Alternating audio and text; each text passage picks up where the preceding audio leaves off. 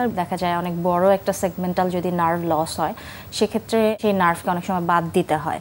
Sir নার্ভটি যদি বাদ চলে যায় তো তার ফাংশনের কি হবে?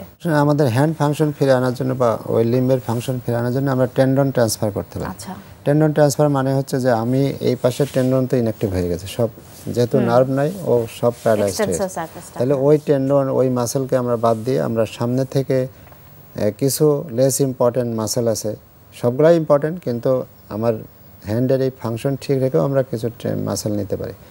যেমন এখানে একটা পামারিস লঙ্গাস মাসেল আছে, সেই মাসেলের কাজ তেমন নাই, এটা নিয়ে আমরা পিছনে ঘোরায় যদি আমরা থামের সাথে লাগাই দিই তখন থাম সোজা হবে, তাহলে এটা হচ্ছিল না, হলো এখন। প্লাস হচ্ছে এখানে আমরা আরেকটা মাসেল আছে, আমরা বলে এফসিও, ফ্লেক্সর কার্পি আলনারিস, এই মাসেলটাকে আমরা পিছনে ঘোরায় নিয়ে আমরা এখানে যতগুলো টেন্ডন আছে পিছনে প্রত্যেকটা আঙুলের আমরা বলে এক্সটেন্সর ডিজিটাম কমিউনিস, এই চারটা টেন্ডনের সাথে আমরা ওই মাসেলটার টেন্ডনটা কানেকশন দিতে পারি। সেটা নির্দিষ্ট প্রোটোকল আছে, নির্দিষ্ট টেনশন মেনটেন করে কানেকশন দিতে হবে। অর্থাৎ একটি নার্ভের কাজ আরেকটি নার্ভের উপর আমরা দিয়ে দিচ্ছি, তখন আবার সে ফিঙ্গার সোজা করতে পারবে, রিস্ট সোজা করতে পারবে, থাম আপ করতে পারবে। স্যার নার্ভের কাজগুলো আপনারা করছেন, তো এই ক্ষেত্রে কি ধরনের আউটকাম দেখতে পাচ্ছেন বা রোগীরা কতটা উপকৃত হচ্ছেন? নার্ভের আউটকাম তো এক্সিলেন্ট যদি সময় মতো হয় এবং যদি এটা নির্দিষ্ট লেভেলে কাটে। যদি ভেরি হাই হয় কাটাটা, যত উপরে যায় ততটা রেজাল্ট খারাপ, যত নিচের দিকে কাটে তত রেজাল্ট ভালো। কারণ কি? কারণ আমি এখানে নার্ভটা জোড়া দেওয়ার পরের দিনই কিন্তু ইলেকট্রিক তারের মতো সঙ্গে সঙ্গে খবর হয়ে যাচ্ছে না। যখন আমি জোড়াটা দিচ্ছি সাপোজ এই লেভেলে, এখান থেকে আমার প্রথম 3 সপ্তাহ কোনো রেসপন্সই হবে না, 3 সপ্তাহ পরে ভিতর দিয়ে একজনগুলো আগাতে থাকবে।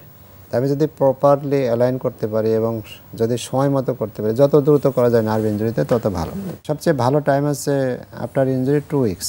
2 উইকস হচ্ছে সবচেয়ে ভালো টাইম। কারণ হচ্ছে আমি 2 উইক্সের আগেও দিতে পারি, কিন্তু 2 উইক্সের টাইম ভালো এই কারণে যে ওই সময় নার্ভের যে শিটটা থাকে এটা ঠিক হয় এবং আমি যে স্টিচটা করতেছি বা রাউন্ডটা রিপেয়ার করতেছি সেটা স্টেবল হয়, ভালো করে ধরা যায় আর কি, এবং নার্ভটা ঠিকঠাক মতো ইয়ে করা যায়। তা যদি প্রপারলি অ্যালাইন করে নার্ভ জোড়া দেওয়া যায় এবং এটা যদি লো ভ্যারাইটি হয়, অলওয়েজ গুড ফাংশন। কারণ হচ্ছে যে এখানে জোড়া দেওয়ার পরে আমার প্রতি মাসে আবার 1 ইঞ্চি করে আগাবে। তা আমি যদি এখানে জোড়া দিই, এখানে আসতে যদি 8 মাস 9 মাস সময় নেই, তাহলে এটা ভালো কাজ হবে। কিন্তু এই পেশেন্ট যদি আমার 18 মাস পরে আসে তাহলে এটা ভালো হবে না। কারণ হচ্ছে যে এই নার্ভটা যার সাথে এখানে রিসেপ্টর আছে, রিসেপ্টরের সাথে কানেক্ট করবে, সেই রিসেপ্টরের আয়ু আবার 2 বছর, টোটাল 2 বছর। তো আমি সে যে 18 মাস পরে আসছে, আমি এখানে জোড়া দিলাম, এখান থেকে আরও যেতে 9 মাস সময় লাগবে।